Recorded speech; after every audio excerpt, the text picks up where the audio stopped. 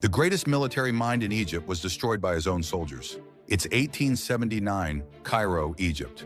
A peasant's son rises through the army ranks to become the nation's first nationalist leader.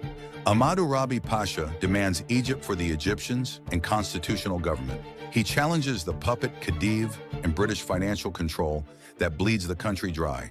Massive crowds rally behind his call for independence. Egyptian officers unite under his brilliant military leadership, ready to fight for their homeland. For 3 years, his movement grows stronger, but British intelligence works in the shadows, gold coins changing hands in secret meetings. Fellow Egyptian officers, the men Arabi trusts most, begin feeding enemy intelligence to London. They reveal troop positions, battle plans, and weaknesses. At Tel el-Kebir in 1882, British forces strike with perfect precision. They know exactly where to attack because Urabi's own men have betrayed every position. Egyptian resistance crumbles in hours. Decades more occupation follow, and dreams of independence die. The military genius betrayed by his own army was Ahmadu Rabi Pasha. The greatest military chose his own executioner, ruled Pakistan for just 5 years. It's 1977, Islamabad, Pakistan. Zulfikar Ali Bhutto has built the country's first major political party and won its first free election. He champions land reforms for the poor and gives Pakistan nuclear weapons. His popularity soars as he promises a new future for millions. Now he needs a new army chief, someone he can trust completely. He studies the generals and picks the most humble one. But General Zia-ul-Haq is planning in secret. Opposition parties whisper about chaos, and military officers grow restless. Bhutto calls Zia "my loyal general" and believes his choice was perfect. For months, Zia plays the part. Then on July 5th, tanks roll through the capital. Soldiers surround government buildings as Zia declares martial law. He promises quick elections, but keeps power for 11 years.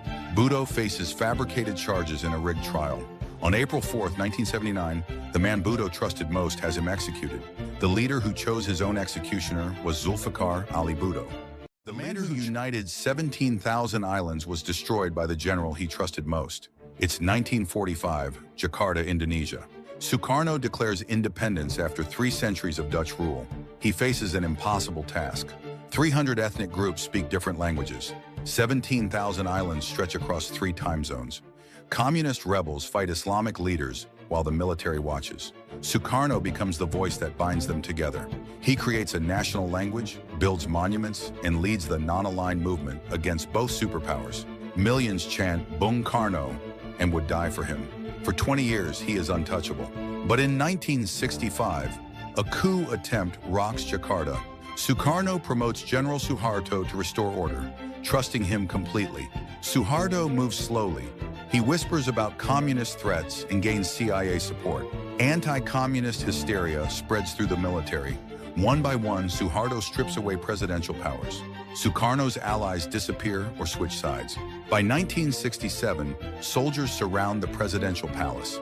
The man who created Indonesia sits under house arrest, watching his hand-picked successor dismantle everything. The founding father betrayed by his most trusted general was Sukarno.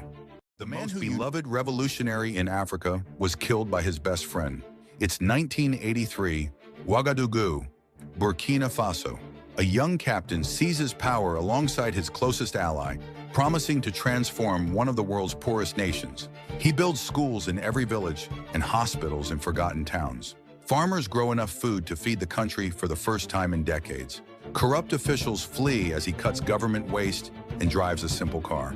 He redistributes land from foreign companies to local families. Women gain equal rights, and children get vaccinated nationwide.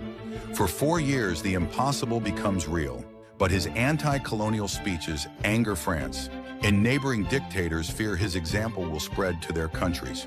His best friend meets secretly with French intelligence, planning the betrayal while smiling at state dinners. October 15, 1987 arrives with gunfire at the presidential palace. Soldiers storm his office as he sits calmly at his desk. The man who trained beside him, fought beside him, pulls the trigger himself. The revolutionary who trusted his brother in arms was Thomas Sankara. The leader who showed mercy to his enemies was killed by the very prisoners he had freed. It's 1958, Baghdad, Iraq. A young general named Abdul Karim Qasim leads a revolution that topples the king. He brings electricity to dark villages and gives land to poor farmers. He takes back Iraq's oil from foreign companies and puts the money into schools and hospitals. Assassins try to kill him multiple times, but he survives them all. The people call him the sole leader, and for a time he seems unstoppable. But in prison sit young men from the Ba'ath Party, including a future dictator named Saddam Hussein. Qasim makes a fatal choice. He shows mercy and releases these political prisoners, believing they can be reformed. The CIA begins secretly funding the Ba'ath Party, and his former prisoners plot in the shadows. In 1963, they storm his palace with guns blazing. They riddle his body with bullets and display his corpse on television for all of Iraq to see. The merciful leader who freed his killers was Abdul Karim Qasim,